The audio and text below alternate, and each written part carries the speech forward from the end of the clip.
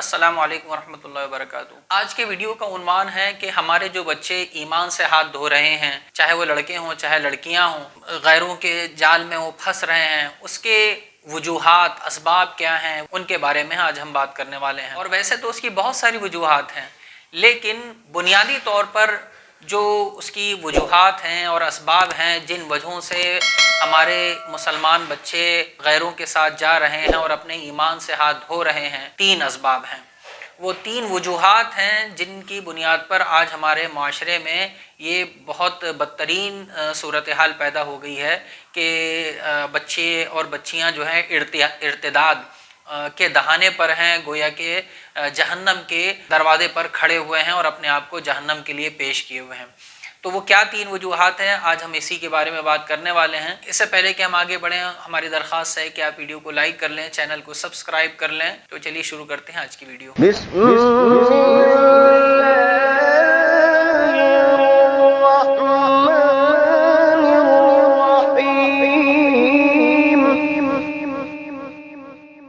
मेरे भाइयों बुजुर्गों दोस्तों, सबसे पहला जो सबब है हमारे माशरे में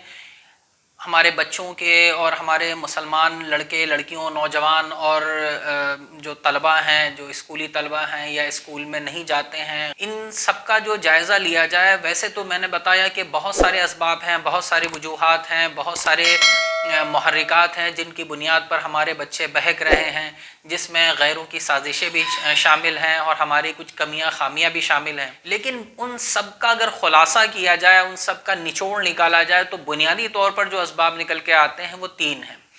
उन्हीं तीन को मैं आज इस वीडियो के ज़रिए से आप हज़रात को सामने लाना चाहता हूँ। सबसे पहली चीज़ तो ये है कि ईमानियात की कमी, अक़ीदे की तालीम का फ़ुक़दान। हमारे माशरे में, हमारा मुस्लिम माशरा जो है, इसमें अक़ीदे की तालीम जिस तरह से होना चाहिए थी वो बिल्कुल मैं समझता हूँ कि मफ़क़ूद है, नापैद है, मौजूद ही नहीं है।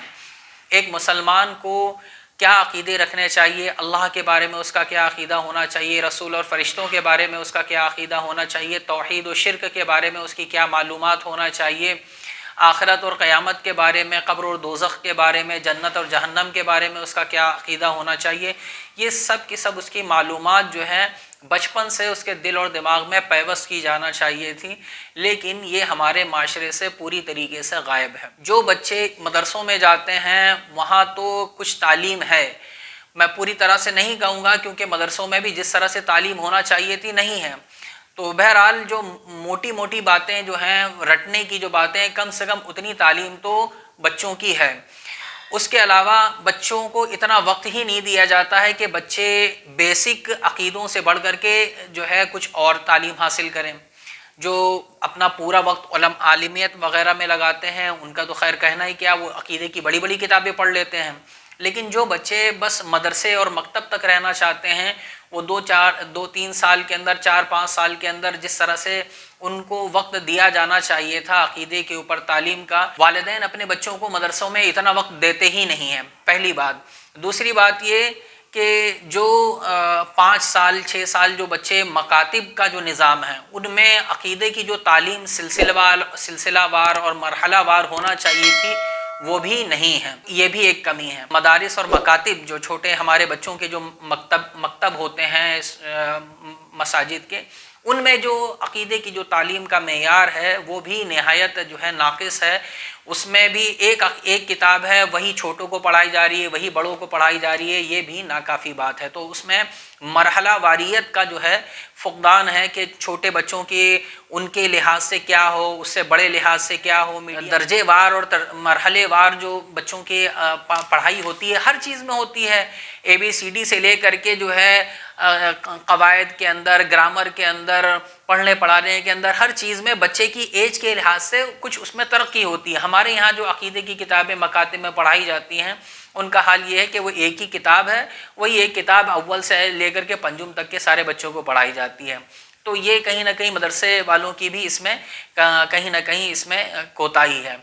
तो जो बच्चे मदरसे में आते हैं उनको कहीं ना कहीं कुछ ना कुछ अक़ीदे मालूम तो हो जाते हैं, लेकिन उनको जो वक्त मिलता है वो भी नाक़िस है। उसके अलावा एक बहुत बड़ी तादाद, मकतब में बच्चे आने वालों की तादाद भी बहुत महदूद है। बहुत बड़ी तादाद वो है جو بچے مکتب میں آتے ہی نہیں ہیں، جن کے والدین ان کو گھروں میں ہی اپنے جو ہے استاد لگا کر کے پڑھا لیتے ہیں۔ اب اس میں کیا ہوتا ہے، اس میں بھی جو ہے بہت سے بہت کچھ لوگوں نے اردو پڑھوا لی، کچھ اور پڑھایا نہیں پڑھایا، قرآن پاک ختم کروا لیا، تو یہ سوچتے ہیں کہ ہم نے جو ہے بچوں کے اوپر احسان کر دیا، وہ دین سکھانے کا جو بوجھ تھا وہ اپنے سر سے ہم نے اتار دیا، اپنا فریضہ انجام دے دیا، ادا کر لیا۔ حالانکہ یہ بہت بڑی غلط فہمی ہے۔ ان کو عقیدہ سکھانا، ان کی جو ہے تربیت کرنا، ان کو سمجھنا سمجھانا، یہ سب کے سب جو ہے والدین کی ذمہ داری ہے۔ جو بچے یعنی مکتب میں نہیں جاتے ہیں، ان میں تو سمجھ لیجئے 100%، وہ تو 100% عقیدوں سے بالکل غافل رہتے ہیں، اور یہ وہی بچے ہوتے ہیں جن کے والدین اپنے بچوں کو اسکولوں میں بھیجتے ہیں، مدرسہ بھیجنے کے لیے ان کے پاس ٹائم نہیں ہوتا ہے۔ ان میں بھی اکا دکا الا ماشاءاللہ کبھی کوئی بھولے بھٹکے اپنے بچوں کو عقیدے کی کتاب پڑھوا لیتا ہے، ورنہ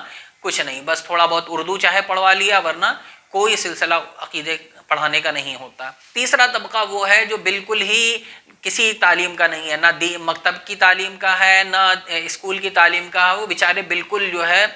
غریب غربا مفلس ہوتے ہیں، جو بالکل ہی مطلب دین سے بیزار ہیں، یا پڑھنا نہیں چاہتے یا پڑھانا نہیں چاہتے۔ حالانکہ مکاتب میں بہت زیادہ یا تو کہیں تو پیسہ نہیں لیا جاتا، یا تو عموماً فری ہوتے ہیں، لیکن اس میں بھی وہ اپنے بچوں کو پڑھاتے نہیں ہیں، جس کا نتیجہ یہ ہوتا ہے کہ وہ نہ دین کے رہ جاتے ہیں نہ دنیا کے رہ جاتے ہیں، تو پھر ان کے عقیدے کی تو بات کیا کی جائے۔ تو عقیدے کی تعلیم ہمارے یہاں بالکل ناپید سی ہے۔ عقیدے کی تعلیم کا مقصد یہ ہے کہ ایک انسان صحیح معنوں میں عقیدوں کو سمجھے، ایمان کو سمجھے، اسلام کو سمجھے، اس کی بنیادوں کو سمجھے، وہ یہ سمجھے کہ ایک انسان کن باتوں کی وجہ سے مسلمان بن سکتا ہے، اسی طرح سے اس کو یہ بات معلوم ہو کہ ایک مسلمان کن باتوں کی وجہ سے مسلمان باقی رہ سکتا ہے، اور ایک مسلمان کن باتوں کی وجہ سے ایمان کے دائرے سے خارج ہو سکتا ہے۔ یہ بنیادی تعلیم ہمارے معاشرے سے بالکل غائب ہے۔ افسوس کی بات یہ ہے کہ علماء بھی اس کے اوپر گفتگو بہت کم کرتے ہیں، اپنی مجالس میں، اپنی نشستوں میں اس کے اوپر گفتگو بہت محدود ہو کر کے رہ گئی ہے، بلکہ بعض لوگ اس کو بالکل ایک غیر ضروری چیز سمجھتے ہیں، جس کا نتیجہ ہمارے سامنے ہے کہ ہم چھوٹی چھوٹی چیزیں جزیات کے اوپر تو لگے ہیں، لیکن جو بنیاد ہے، جو اوپر کا جو اسٹرکچر ہے اس کے اوپر تو ہم لگے ہوئے ہیں، لیکن جو اس کی بنیاد ہے، جو نیو ہے، وہ ہم نے کھوکھلی کر رکھی ہے۔ تو اسٹرکچر کب گر جائے گا دھڑام سے، اس کا کوئی بھی اندازہ نہیں ہے، اور اگر وہ باقی بھی رہا تو ظاہر سی بات ہے کہ وہ کھوکھلا ہی رہے گا، جب بھی گرے گا تو آس پڑوس کو لے کر کے گرے گا۔ تو یہ بہت نازک صورتحال ہے، بہت افسوسناک صورتحال ہے کہ ہمارے یہاں جو عقیدے کی تعلیم ہے وہ بالکل نہ کے برابر ہے۔ جیسا کہ میں نے بتایا کہ مکاتب میں ہے، اول تو کچھ مکاتب میں ہے نہیں، جہاں ہے تو وہ بھی مرحلے وار نہیں، جس طرح سے ان کا حق ادا کیا جانا چاہیے تھا وہ نہیں ہے۔ اگر کہیں ہے تو والدین کے پاس اتنا ٹائم نہیں ہے کہ وہ اپنے بچوں کو 5-5 سال جو ہے وہ مکاتب میں پڑھائیں۔ اس کے علاوہ جو دوسرا طبقہ ہے جو اپنے بچوں کو اپنے گھروں میں پڑھواتا ہے، تو وہ عقیدے پڑھانے کے لیے تیار نہیں ہے، نہ ان کے پاس وقت ہے، اور وہ اپنے بچوں کو قرآن پاک پڑھا کر کے یوں سمجھتے ہیں کہ ہم نے ان کو فارغ کر دیا۔ یہ بھی ایک افسوسناک صورتحال ہے۔ یہ اتنا بنیادی اور اتنا اہم سبب ہے کہ اگر کوئی شخص یہ سمجھتا ہے کہ اس کی ضرورت نہیں ہے، تو وہ گویا کہ یہ مسئلہ ارتداد جو ہمارے بچے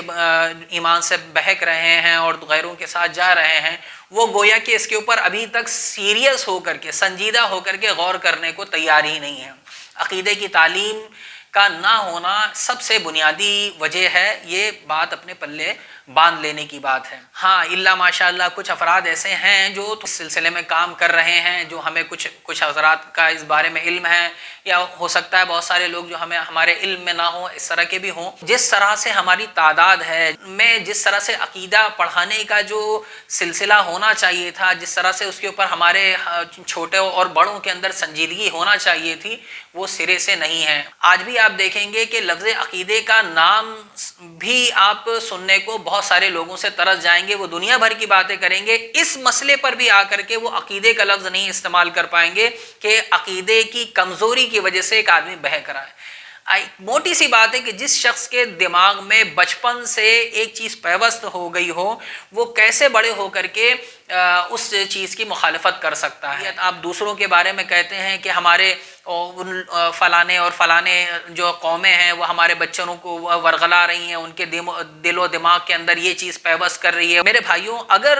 یہی کام ہم نے اپنے صحیح عقیدوں کو ان کو پہنچانے کا کر دیا تو کیوں نہیں یہ ہوگا کہ وہ اپنے ایمان کو محفوظ رکھ سکیں؟ یہ صرف جان چرانے والی بات ہے، اپنے آپ کو بچانے والی بات ہے کہ ہمیں کچھ نہ کرنا پڑے، سارا الزام ہم دوسروں کے اوپر دھرتے رہ جائیں کہ جو ہے وہ یہ فلانے کی سازش اور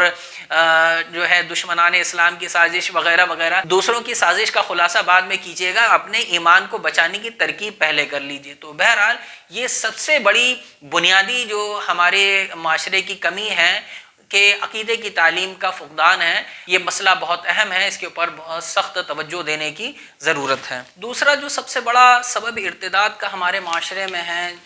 وہ ہے محبت کا جھوٹا جال۔ آج سے 10-20 سال پہلے ہمارے علماء، ہمارے ائمہ کرام کر جلسوں میں، جلوسوں میں، مسجدوں کے ممبروں سے یہ اعلان کیا کرتے تھے کہ جو ہے ٹی وی جو ہے وہ عذاب کا پٹارا ہے اور سانپ اور بچھوؤں کا جو ہے پٹارا ہے، اس طرح کی باتیں کیا کرتے تھے۔ وہ بظاہر کہیں نہ کہیں ایسا لگتا تھا، وہ ہمارے بھی بچپن کا وقت تھا اور ہم لوگ بھی مدرسے ہی کی لائن میں تھے، لیکن وہ جس طرح کے کلمات اور باتیں کرتے تھے تو بظاہر ایسا لگتا تھا کہ شاید کچھ زیادہ اس کی برائی بیان کر دی جا رہی ہے۔ آج اس کا نتیجہ ہمارے سامنے ہے۔ اس ٹی وی کے جو مواد، کانٹینٹ ہے، اس کے ذریعے، پھر اس کے بعد میں جو موبائل آیا ہے اس کے ذریعے ہمارے معاشرے کے اندر یہ جو فلمی انڈسٹری ہے، اس کے ذریعے سے خصوصی طور پر یہ سب کے سب ایک جو اس کے اوپر لگے ہوئے ہیں، بہت سارے جو جھوٹ ان لوگوں نے پھیلائے ہیں، ان میں سے ایک جھوٹ ہے محبت کا جھوٹ، محبت کے جال کا جھوٹ۔ اس چیز کو ان لوگوں نے اتنا دہرایا ہے، اتنا دہرایا ہے، اتنا دہرایا ہے کہ لوگ اب اس کو حقیقت سمجھنے لگے ہیں۔ محبت کے بارے میں اب اگر کوئی صحیح بات بھی کہی جائے تو لوگ اس کو جھوٹ سمجھیں گے۔ محبت کے بارے میں اتنے لوگوں کے جھوٹ دلوں کے اندر پیوست کر دیے گئے ہیں، دماغوں کے اندر اتار دیے گئے ہیں، بچپن سے وہ چیزیں، وہ سین، وہ جملے لوگوں کے اندر بول بول کر کے، سن سن کر کے اتنے بیٹھ گئے ہیں کہ جس کی وجہ سے لوگوں کے اندر اب اس کی اصلی حقیقت جو ہے وہ بالکل ختم ہو گئی ہے۔ ایک چھوٹی سی مثال اس کے بارے میں جو ہے یہ بتا دی جائے، سب سے ایک بڑا جھوٹ جو پیار کے بارے میں، یہ محبت اور عشق و محبت کے بارے میں یہ جو بتایا جاتا ہے وہ یہ ہے کہ یہ ایک غیر اختیاری چیز ہے۔ یہ غیر اختیاری چیز ہے کہ ایک روگ کی طرح سے، ایک ہوا کی طرح سے انسان کو لگتی ہے اور انسان جو ہے وہ بالکل بے بس اور پاگل ہو جاتا ہے، اور وہ بالکل جب تک کہ اس کو محبوب ملے نہ تو وہ اپنی زندگی جو ہے تباہ و برباد کر کے رکھ دیتا ہے، اس کے چکر میں اپنی جان بھی گنوا دیتا ہے، اپنے ماں باپ جنہوں نے اس کو جنا ان سے دشمنی کر ڈالتا ہے، اور ان کی جو ہے وہ ریئل لائف میں تو دیکھیے ان کو جو ہے جان سے ختم کر دیتا ہے، اور پوری دنیا سے لڑ لیتا ہے۔ کس کے لیے؟ ایک غیر اختیاری مرض کے لیے۔ بھائی غیر اختیاری چیز پر جو ہوتی ہے وہ تو ایک بیماری ہوتی ہے، اس کی اصلاح کی جاتی ہے، اس کو صحیح کرنے کی جو ہے دوا علاج کی ضرورت ہے، نہ یہ کہ اس کو ایک مفروضہ، ایک فرضی بات کو پھیلا کر کے دنیا کو عام کرنے کی ضرورت ہے۔ تو یہ اتنا بڑا دھوکہ ہے کہ اس کی کوئی بھی جو ہے حقیقت نہیں ہے۔ اس کے بارے میں تفصیل سے انشاءاللہ کبھی بات ہوگی، اللہ نے چاہا ضرور بات ہوگی، لیکن میں کہنا یہ چاہ رہا تھا کہ یہ اتنا ہمارے دماغوں میں پروسا گیا ہے، جوان بچوں میں خصوصی طور پر، اور جیسا کہ میں نے کہا کہ آج سے 10 سال 20 سال پہلے جو ہمارے علماء جو روک ٹوک کیا کرتے تھے، ہم لوگوں نے اس کو بالکل نظر انداز کیا۔ آج اس کا نتیجہ ہماری اگلی نسل بھگت رہی ہے، یہ اس طرح سے کہ وہ اپنے ایمان کو اس پیار محبت کے چکر میں اور بد اخلاقی کے چکر میں، اس پیار کے ساتھ اتنی ساری بد اخلاقیاں ان کو سکھا دی گئی ہیں کہ وہ اس کے چکر میں اپنے ایمان سے ہاتھ دھونے کو تیار ہیں۔ تو یہ دوسرا سب سے بڑا سبب ہے جو ہمارے معاشرے میں ارتداد کا سبب بنا ہوا ہے۔ تیسرا سب سے بڑا سبب ہے وہ ہے نکاح کو مشکل کرنا، نکاح میں تاخیر اور نکاح کو مشکل کرنا بہت بڑا سبب ہے اور بہت اہم بنیادی وجہ ہے۔ یہ ایسا سبب ہے کہ جس کے اوپر ہمارے علماء آج سے نہیں ہمیشہ سے بولتے چلے آئے ہیں۔ یہ چونکہ سماجی اور معاشرتی چیز ہے، اس لیے خاص طور سے علماء اس کے اوپر خوب بولتے آئے ہیں، ہمیشہ بولتے آئے ہیں، صرف بولتے نہیں آئے ہیں، لکھتے بھی چلے آئے ہیں، باقاعدہ عملی طور پر اس کے سلسلے میں تحریکیں چلائی ہیں، بیداریاں پیدا کی ہیں، لوگوں کے گھروں جا جا کر کے سمجھایا ہے، ہاتھ پکڑ پکڑ کر کے سادگی سے لوگوں کے نکاح علماء نے کرائے ہیں۔ تو یہ کام تو ایسا ہے کہ اس کے اوپر کام ہوتا رہا ہے، آج بھی ہو رہا ہے، اور اس کے اوپر مستقل کام ہوتے رہنے کرتے رہنے کی ضرورت ہے۔ یہ 3 بنیادی اسباب ہیں، جیسا کہ میں نے بتایا کہ سب سے بنیادی اگر بیسک جن اسباب کو شمار کیا جانا چاہیے تو وہ یہ 3 اسباب ہیں۔ میں نہیں کہتا ہوں کہ یہ 3 ہی اسباب ہیں، ہرگز نہیں، بہت سارے اور دوسرے اسباب ہیں۔ غریبی بھی کہیں نہ کہیں، مفلسی بھی کہیں نہ کہیں اس کا ایک سبب ہے۔ اسی طرح سے ٹریپ اور دھوکہ بازی لوگوں کے سامنے مسلمان بن کر کے جو ہے اس کو پیش کیا گیا، اور جہاں مطلب پورا ہو گیا تو وہ چاہے لڑکا ہو یا لڑکی ہو اس کو جو ہے پھنسا دیا گیا۔ تو یہ ٹریپ کے واقعات بھی بے شمار ہیں۔ آج تو یہ ایک باقاعدہ سازش بن کر کے سامنے آیا ہے غیروں کی طرف سے، لیکن اس سے پہلے بھی یہ انفرادی طور پر یہ چیز صورتحال ہوتی رہی ہو، چاہے وہ لڑکے ہوں مسلمان لڑکے ہوں، چاہے وہ مسلمان لڑکیاں ہوں، ان سب کے خلاف یہ صورتحال ہوتی رہی ہے۔ اسی طرح سے اس کے اسباب میں برا ماحول، برے ماحول کی وجہ سے بھی ارتداد پیدا ہوتا ہے۔ اسی طرح سے اس کا ایک بہت بڑا سبب ہے برے دوست، بری سنگت، بری بیٹھک، برے مشیر اور ہمراز، ان لوگوں کی وجہ سے بھی جو ہے ہوا ہے۔ یہ تو ہماری آنکھوں دیکھا حال ہے، مسلمان بچیوں کو دوسری برے ساتھیوں کی وجہ سے انہوں نے جو ہے غیروں کے ساتھ زنا پر اور کفر پر سمجھ لیجئے ڈھکیل دیا۔ یہ ہمارے آنکھوں دیکھی چیزیں ہیں۔ بنیادی طور پر جو اسباب ہیں وہ یہ 3 اسباب ہیں، باقی اور اسباب پر بھی انشاءاللہ بات ہوگی۔ یہ جو 3 بنیادی اسباب میں نے بیان کیے ہیں اس کے اوپر انشاءاللہ مزید اور تفصیل سے بات ہوگی۔ عقیدے کے اوپر اب مجھے خود کچھ خاص چیزیں پیش کرنا ہے، وہ انشاءاللہ آپ کے سامنے دھیرے دھیرے پیش کی جائیں گی۔ آپ حضرات سے درخواست ہے کہ ویڈیو کو لائک کر دیں، چینل کو سبسکرائب کر دیں۔ نیز اگر کوئی بات آپ کو پسند آتی ہے تو آپ کمنٹ میں بتا بھی سکتے ہیں، اگر کوئی چیز سمجھ میں نہیں آتی ہے تو بھی آپ ہم کو بتائیں، مزید اس پہ اوپر انشاءاللہ روشنی ڈالی جا سکے گی۔ آج کی ویڈیو میں بس اتنا ہی۔ السلام علیکم ورحمۃ اللہ وبرکاتہ۔